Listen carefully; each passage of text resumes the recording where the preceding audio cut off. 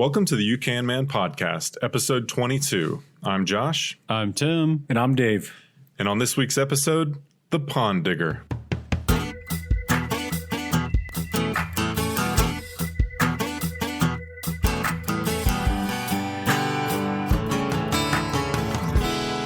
right, guys, welcome back to the You Can Man podcast, where we truly believe that what one man can do, you can do as well. There are some caveats to that, but However, genuinely, we do genuinely It's the believe spirit. yeah, the spirit of it. You Can Man spirit. Absolutely. that. Exactly, guys. New Corvette this week. Look, I'm Yes. not a Chevy guy at all. No, you're not. I am a Ford guy through and through. Yep. But the new Corvette looks pretty sweet. I think it looks fantastic. I'm not a Corvette purist, and so for those of you out there that don't know, the new Corvette is the first mid-engine Corvette ever. It looks different than the previous Corvettes, but Huge departure. It still kind of has that, what does it have? It looks like a Corvette, but it doesn't. The right? nose of it still has that Corvette I feel. think it looks great. The United States needs an American supercar and really one that's, I think, affordable. I mean, quote unquote affordable is still $60,000, but a supercar that, anybody can own. I think that they're doing it, and I think it's fantastic. Yeah, I was surprised by the design because I think it's a little better than I expected. It's still... You did say it's got Corvette, or it's got Camaro taillights. It does. It's a huge turnoff. But the last one did too, I think. No, they were better. But my father-in-law's got one. So they did a good job. Still resembles to me the Acura NSX. It kind of does. The Ford GT. There's a Ferrari. I mean, anytime they go mid-engine, I feel like they're sticking it in a wind tunnel and just saying like, hey, how fast can this go? Well, so you put the engine in the middle of the car, you've got to push the cockpit forward. So it kind of, I mean, they all, I guess, sort of resemble each other in that regard. But I don't know. I think it was a need. It's a dual clutch, so it's going to be sweet. Yeah, and coming in under 60K is pretty amazing for a car of that capability. Yeah, I'm not a purist, but I think it'll probably grow on me like the previous one did. Yeah, I'm excited. I don't know why. I'm never going to be able to own one, but maybe your father-in-law will buy one. That's exactly what I was going to say. Yeah. Let's just wait until Josh's father-in-law. Joe, for the betterment of the three of us, please go for it. But and that's how they sell it, as the affordable exotic car. Anyway, Joe, I will let myself drive it, okay? You can trust us. The other thing I saw this week, I saw a story on CNN, may have been the week before, but it was about pesticide-resistant cockroaches. And I thought a resident DIY nightmare pest control guy would be interested in this. So apparently the gist of the story, and again, I'm not a botanist. Wait, that's plants. I'm not an entomologist. Okay. I hope a cockroach is under entomology. So they don't, I guess they're mutating fast enough where they are mutating against building resistance to multiple pesticides at the same time. Usually they... Pesticides or insecticides? Insecticides, probably. Okay. Yeah. Well, pesticide is a pest. Okay. Yeah. Is it? Yeah. We'll check that out. We'll look it up. Probably. Anyway. I mean, have they used the stuff that I use? Well, here's the thing. They're saying when these scientists are developing these pest control chemicals, they're combating like a one-off mutation. Like they'll go after one mutation at a time. But these cockroaches are doing this so fast that they're doing multiple. Yeah. Anyway, science can't keep up, and we're going to be in trouble. If I can't kill the cockroaches, then I'm going to Mars. That's what's going to have to happen. Look, here, just pro tip, okay? Don't live in filth. There you go. Okay? There you go. There you go. Yeah. Also, number one, this is the number one thing. You don't want roaches, you've got to deep clean. Yes. Right? That's true. And don't live under trees. Yes. All right. So we're going to take an early break on this podcast because we have a special guest, Eric the Pond Digger, and he's going to join us and tell us a little bit about his business. So we'll be back right after the break.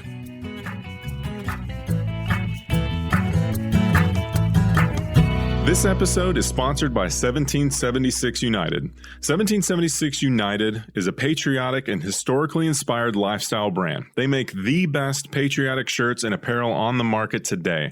I personally own many of their products, and if you want to don patriotic gear without looking gaudy, check them out on Instagram, Facebook, and at 1776united.com. All right, guys, welcome back. Today we have a special guest from the West Coast. His name is Eric Triplett, and he's known as the Pond Digger. He's from Cherry Valley, California. Welcome, Eric. Thank you for having me. I appreciate it so much. Eric, we're so happy to have you on. Dude, Eric, me and my kids watched, I don't even know how long of your YouTube videos. I think it was a series that you did like 6 years ago. It was just like how to build a fish pond or something. And we just sat there and watched it. My kids loved watching that. I guess I'm giving stuff away, right? But you're spoiling it. But I did the same thing. Josh has been following you, I think, the longest. But man, I went down a black hole with the Pond Digger videos. And I got to say, now I want a pond in my backyard. Absolutely. Perfect. Yeah, so that's how we'll intro Eric. He's a pond and koi expert. He's got over 130,000 subscribers on YouTube. He's closing in on 10,000 Instagram followers. So he's kind of the man in the pond game. And so, Eric, to kick it off, we will do a little bit of, what your life's like right now. I understand from your Instagram stories that you live on a ranch. Is that right? Yeah, I do. It's been amazing. It's been an amazing journey here at the ranch. So how much land do you got? We have about 5 acres, but the really amazing thing about this is I'm surrounded by water company and some properties that no one's there, and it's got a lot of hills. So when you come onto my property, it just feels like acres on acres. That's the dream right there. Yeah. Man.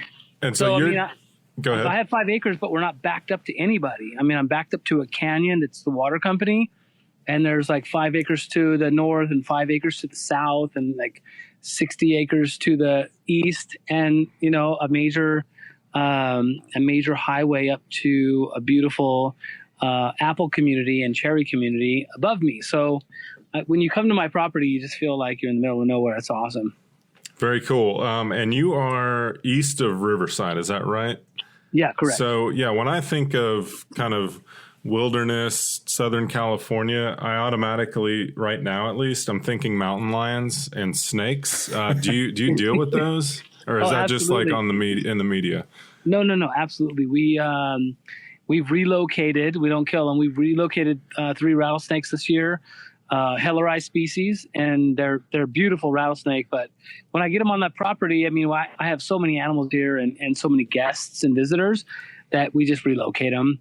I think they're an amazing animal, and we need them on the property to, manage vermin and all this stuff. But sure, it's too dangerous to keep them here, so we relocate them. But yeah, we've had the bears come and visit us, and we've seen mountain lion scat and mountain lion paw prints, and it's some wilderness. It's amazing. Wow, that's wild. What kind of animals do you keep on property? Well, we have over a dozen horses, and we have miniature pigs and miniature goats and an alpaca and a donkey and rabbits and chickens and ducks. And do you want me to keep going? Man, you got your hands full. Good do you? We got a lot of stuff. I mean, you don't have a liger? I mean, I don't have a liger. I do not have a liger. So it sounds like you are very comfortable getting your hands dirty. You're comfortable in the wilderness. You're comfortable with animals. So how did that start? Where did you grow up, and what kind of spurred you on into getting into this lifestyle? What's crazy? I was born and bred in Long Beach, California, which is it's a city. It's concrete and buildings, and I was very close to the beach. And the wonderful thing is, my mom, my wonderful mom, put a little aquarium in my room when I was like 5 years old as a nightlight. And I think that started the whole thing. And I just had little, crabs and newts and frogs and tadpoles and whatever in my room, when I was a little kid. There's something about kids in aquariums. I was at the dentist office the other day with my son, and he just was locked on to this aquarium. So start them young, well, right? Who doesn't love just looking at fish? That's true, swimming? man. You It's just kinda something about that. gaze at it, right? Yeah. Yeah. So when you were a kid, what kind of kid were you? Were you scrappy, dirty boy playing in the mud all the time? Is that kind of, even though you were in the city, is that what you were after? For sure.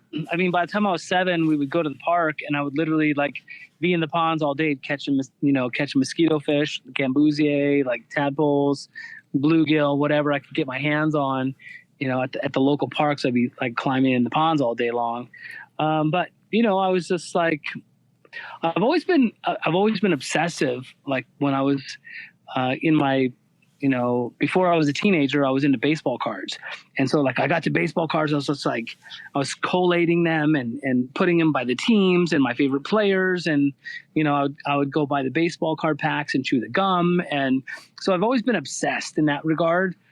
As long as I can remember, that was it. So, from the aquarium obsession to the climbing in the ponds, the park obsession, to baseball cards, to animals, like you name it. It's been like to my wife, like my whole life has been about an obsession. All right. So how did we get to making this a business? Did you go through any formal schooling? It sounds like you have tons of knowledge of animals, all the special names, and I've seen your Instagram stories with all the plants, and you've got all of that on lockdown. Is this all kind of on the job learning, and how did you kind of kick off into ponds? Yeah, and I was going to say too that I don't know if it's maybe just us in Georgia, but when I think of somebody as their profession creating ponds, that just sounds amazing. Like I don't know anybody. Have you ever heard of? You guys ever heard of anybody? I don't know of a pond market around Metro Atlanta. Maybe it's just our area, but it just sounds so fantastical. Your job is to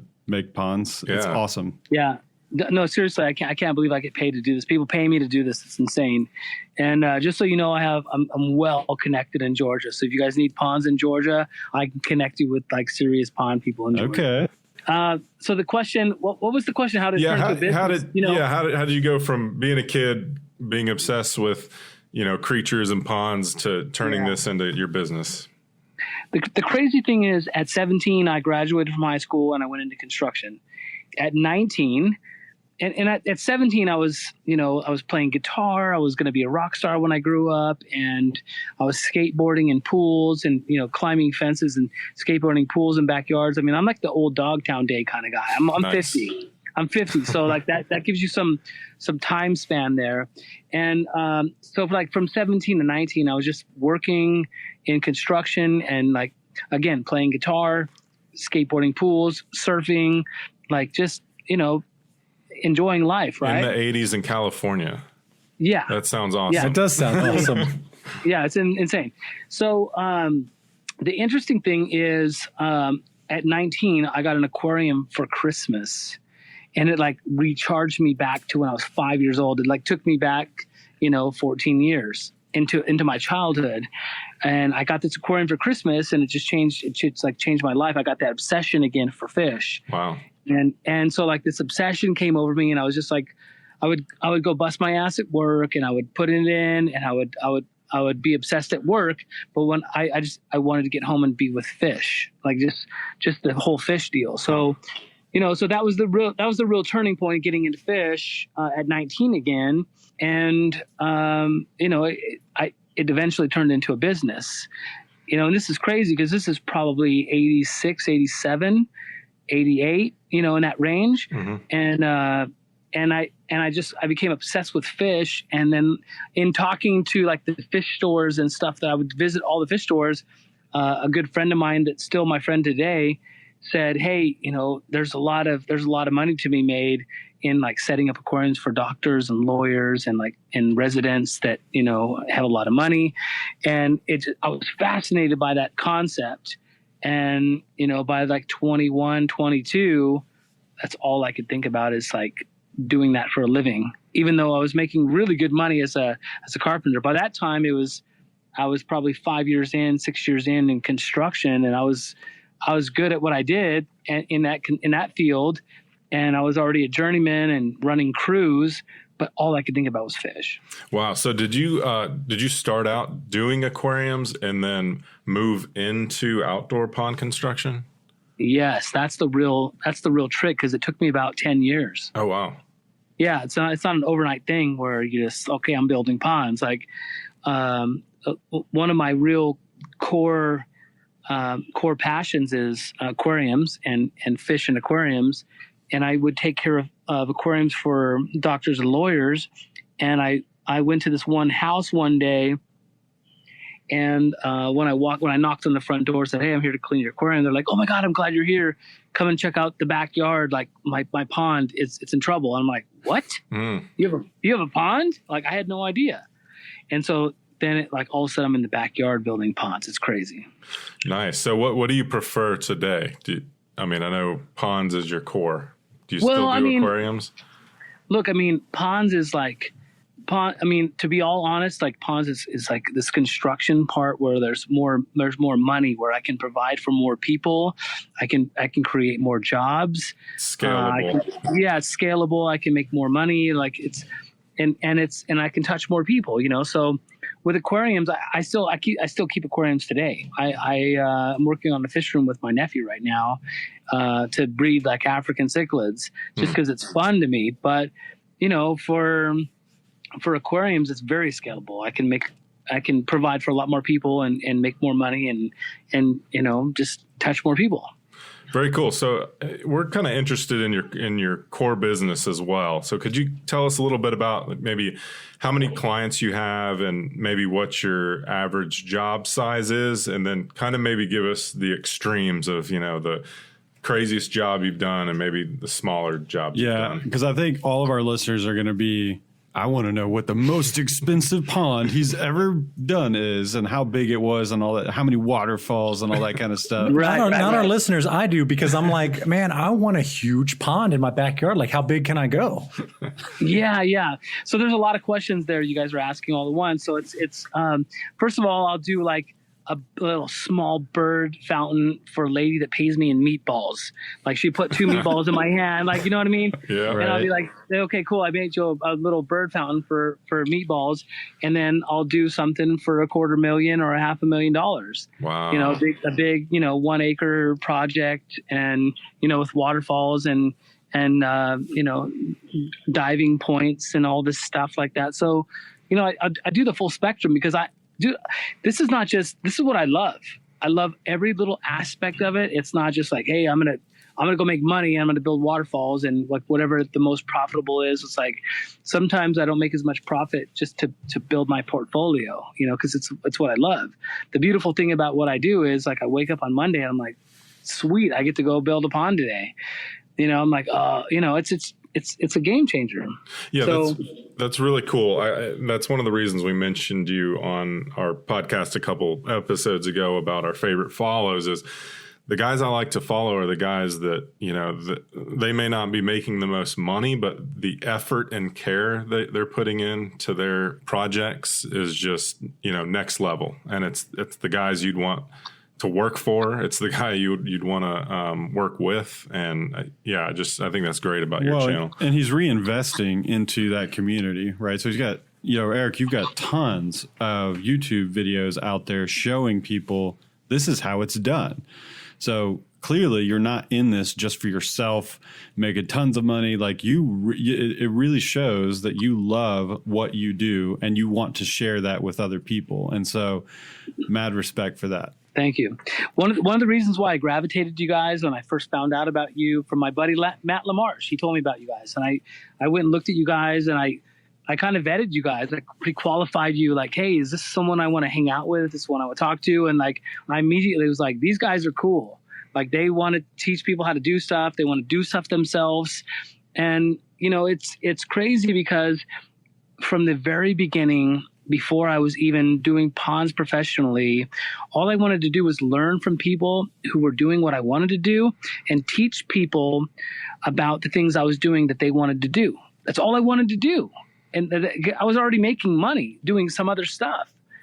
And then it just, all of a sudden, it became this amazing thing where I could make money doing what I loved. Yeah, that's so important, and we've mentioned it on our show before. Just to be able to be humble enough to go to somebody who knows more than you and to sit at their feet and learn. Our culture today isn't always driven by that, but I do think social media is actually making an impact in the other way with folks like Gary Vee and you and a lot of other folks we follow. Just that you're not the smartest guy in the room, and there's something to be learned from everyone. Mandatory. Yeah.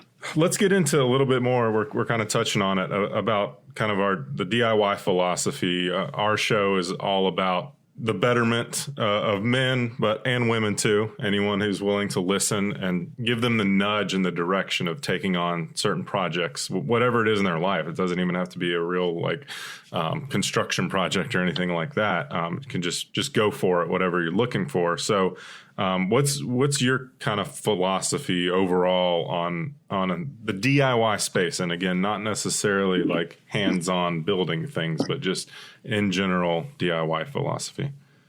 I think I have to go back in time to really make my point about DIY philosophy, because when I was learning about fish, I was speaking scientific Latin names on all these fish, these African cichlids specifically, and it was before the internet. It was before Google. It was before cell phones. It was before iPhones and all that stuff. Everyone was just sharing in these communities of what your passion was, and whether you were into reptiles or African cichlids or cactus or succulents or whatever it is you were into, people just shared. They wanted to teach, they wanted to learn, and that was like this thing. And I think that transitionally from my era into today's era, now you can just Google anything you want. If I want to learn about sharks, or if I want to learn about, succulents or whatever, I just Google everything I want to know. So it's a little different nowadays, because my DIY philosophy comes back from then, where I was like, hey, this is what I learned. I don't know if you know this yet. Hey, what do you know? And then they teach me something, and we would be, breeding the same fish, but I would know stuff about this fish that they didn't know. And they would know stuff about a fish that I didn't know. And we would just share stuff. Naturally, it was part of my learning and teaching experience is to DIY stuff and to share.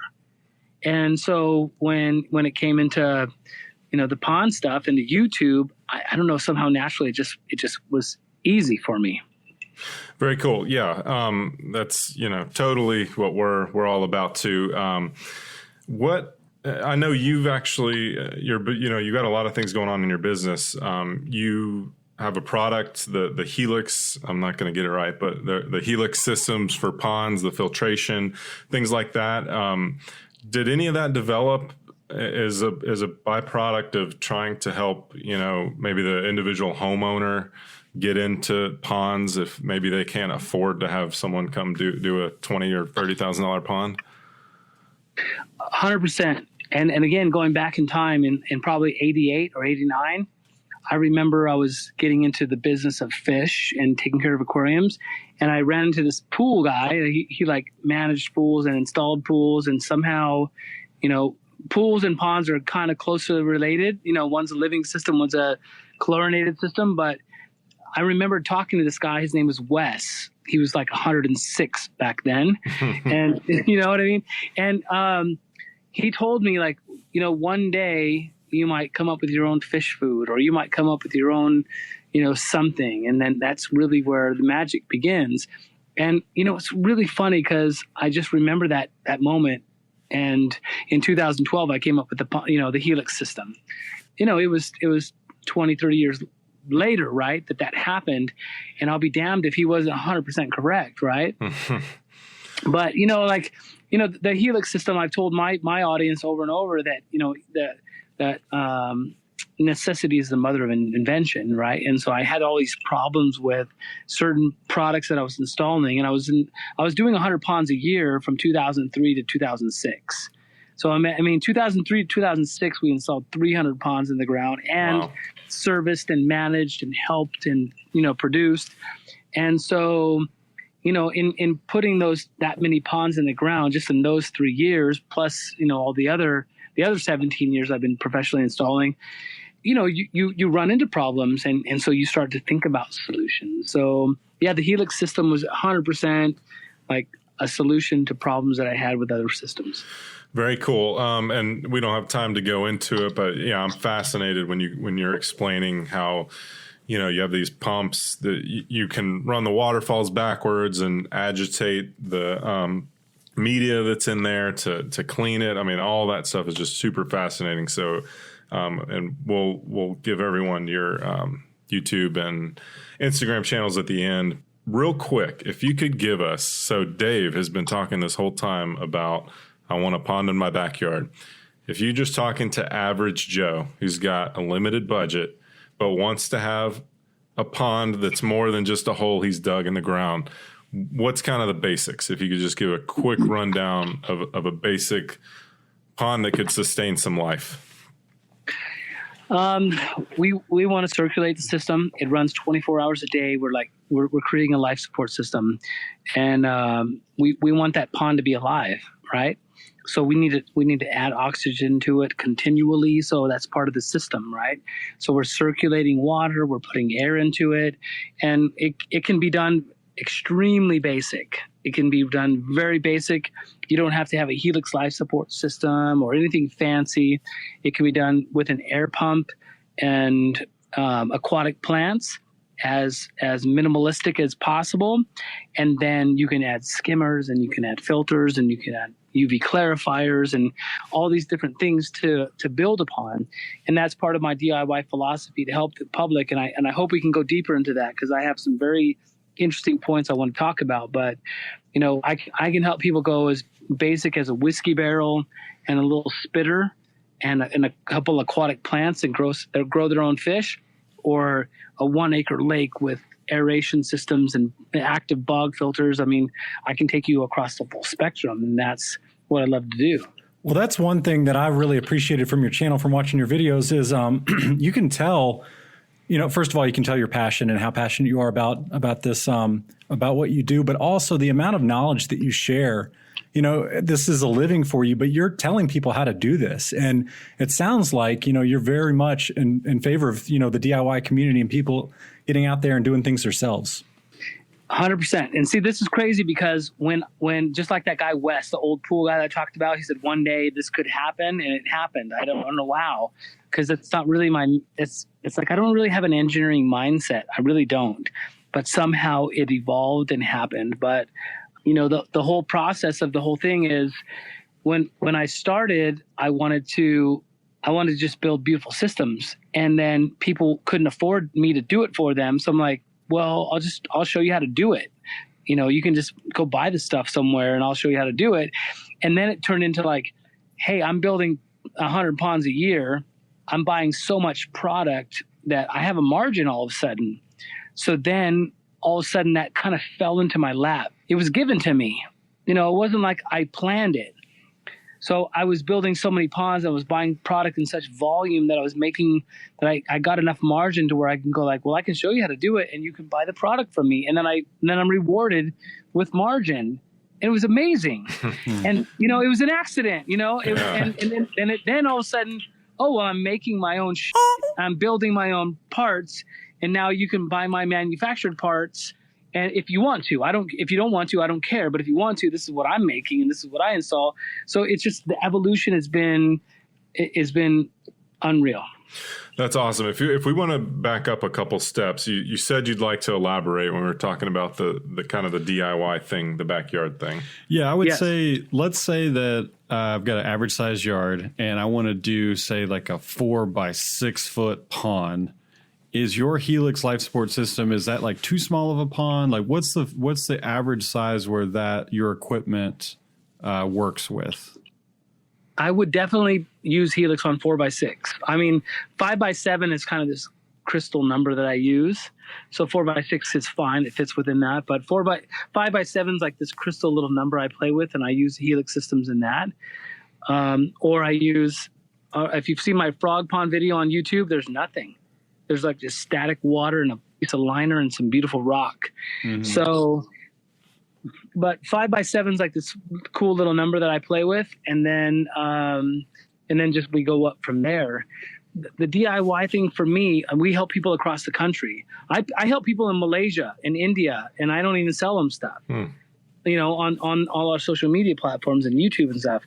But you know, gosh, I don't know where I was going with this, but is there a particular, like, so if people are searching for you, you know, we're going to link you up after the show, of course, but on your YouTube, I did notice that you had a very well laid out playlists, and I love that because then I can just click on it and I can just watch video, you know, in a series. Right.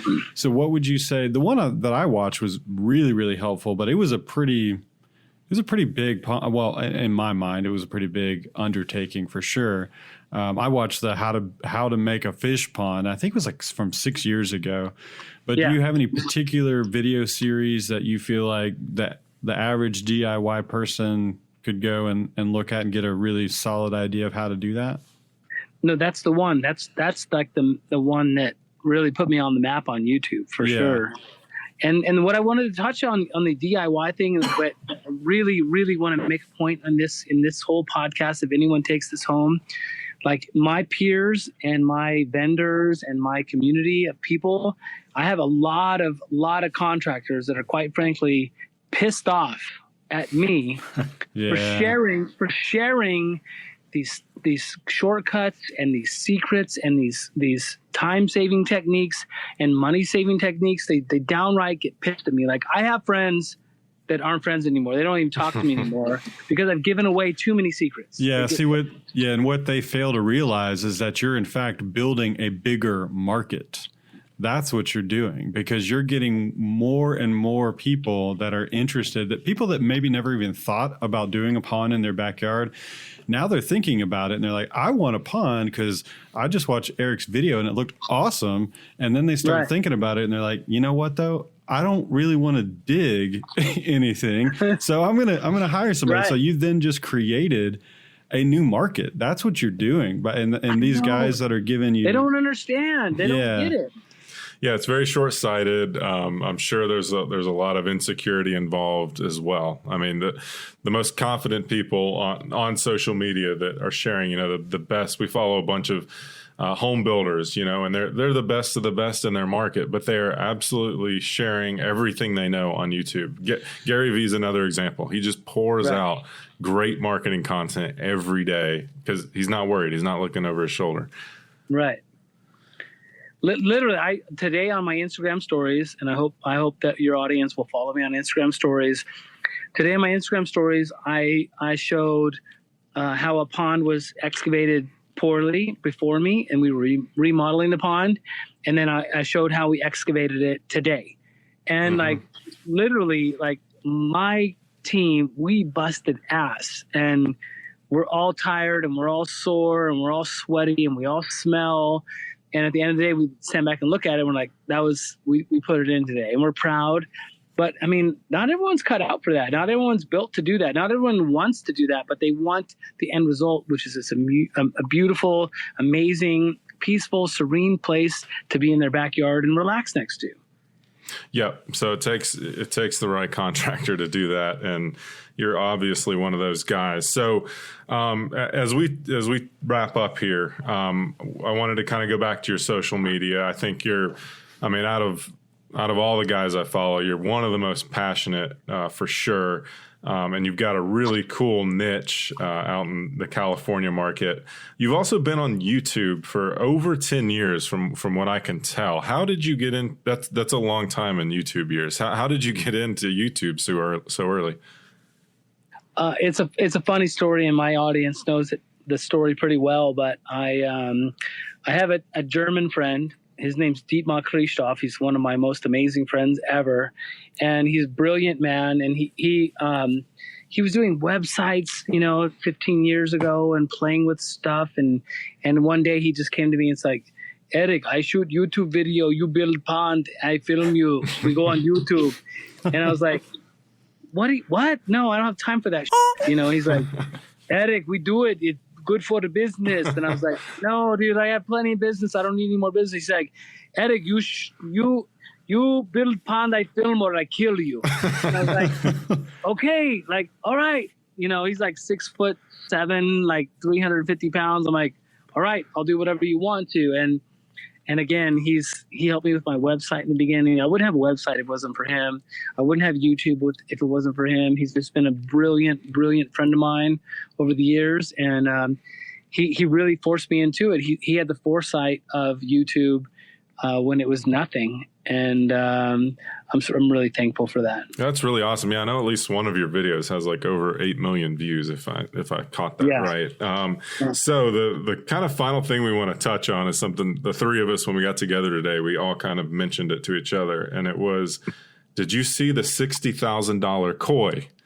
That's what we all told each other. And so we want to ask you kind of the story behind that koi, and just in general, what is that market? Like that's a totally foreign world to us, the koi fish market. I want to tell you a little behind the scenes about that video. My good friend, Sean McHenry, told me he had a really expensive koi and it was amazing. We needed to film it. And so Dietmar and I planned the day and we rushed down there. And if you watch the video, I'm standing out front. We were filming before we walked in the door. But when we walked in the front door, my good friend Sean McHenry, I could see his hands shaking as he was opening the front door. Oh, wow. He was nervous, he was the steward to this amazing, beautiful fish that was worth so much money. And, you're thinking about this. They could jump out of the pond. They could get sick. They could smash into the side of the pond. There's so many variables of what could happen to a fish, It's very subjective.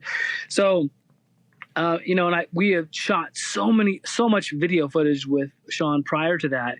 I could just tell by the way he walked, he was not normal. He was not, something was different. He was nervous. And he was walking towards the place where we normally film, which I knew where the fish was going to be. And he turned around the corner and I could almost see him shaking. I could see sweat from his brow, and he turned the corner and he looked into the pond and he sees this big, amazing, beautiful fish gracefully, just majestically swimming across the pond. And you could see him just taking this deep breath and breathe out oh, my fish is okay. We everything's okay. He was so nervous, but Sean is, he's a professional, so but it's just that tension, I hope everything's okay, and we see when he walked around the corner and everything was okay, everything calmed down. And then we shot the video and it was unreal. So and I know it's subjective and I know people with money will pay for a lot of things. How does the koi market work? Why is that fish $60,000?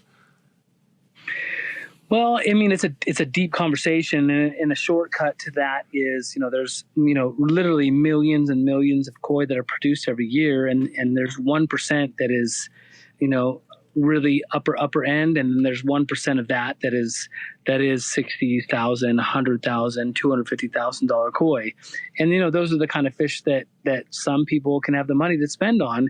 There's a lot of people that have that kind of money, and some people, I had so much trouble with the comments on that YouTube video, because people are like, oh my God, you could feed a country with that. I'm like, of course, well, gotta have the, it's like, hey, listen, the person who bought it he spends plenty of money on charity. He takes care of his family, probably owns a business. Everything. Yeah. Everything's good. And in fact, the money that he spent on that fish helped to provide for, businesses in Japan and America and all across the country, so, it's a tough video market to explain to, but people that drive Lamborghinis can afford a fish like that in a blink of an eye. It's not a big deal. I mean, people that have that money are going to spend that money on something. Might as well be a beautiful fish. Yeah, right? And it was an impressive fish. Knowing nothing about fish, I was impressed. I was going to say the same thing. I don't really know anything about koi, but when I saw that fish, first of all, I think it weighed as much as I do, and second of all, just its skin, it was beautiful. It was an amazing looking fish. Yeah, it was fun time. One of my favorite stories that you did recently, I think it was maybe a month or so ago, is a woman had a pond that was kind of over full, it was too full of fish, and you were getting fish out and putting them in multiple pools. How did that project work out? I mean, it's crazy. I sometimes have to scold my customers. It's like I want what's best for my customers, but ultimately I also want what's best for the fish. So, you know, sometimes I have to scold them and go like, hey, I know you love all these fish. That's great. But either, you know, build a bigger pond or reduce your fish load. Let's donate the fish. Let's sell the fish. Let's do whatever. So, yeah, I mean, those situations are always amazing to be involved with. And you know, you saw that story. Like, we drained the pond and we collected the fish and touched them with our hands. Every fish we touched with our hands. That was a massive effort. And transferred from the pool to pool. And it's an undertaking. And, you know, you have a 5-6 man team for 1 to 2 days to do something like that. And again, like, I have to pinch myself at the end of the day. And when I put my head on the pillow, I go like, holy I got paid to do this today. It's insane, you know. And I'm providing for all these families and all my staff and all my team. It's unbelievable to me. But you know, in a YouTube, look at the DIY community. I can't say enough about the DIY community. Like, even people that watch those videos that don't spend a freaking penny with me and they buy everything and they build it. They're so grateful for my time and effort that I teach them, which, you know, it means a lot to me. It means a lot to me. And it builds a lot of trust with the people who want to spend money with me to show that I can give to that community with unconditionally, without reciprocation of money.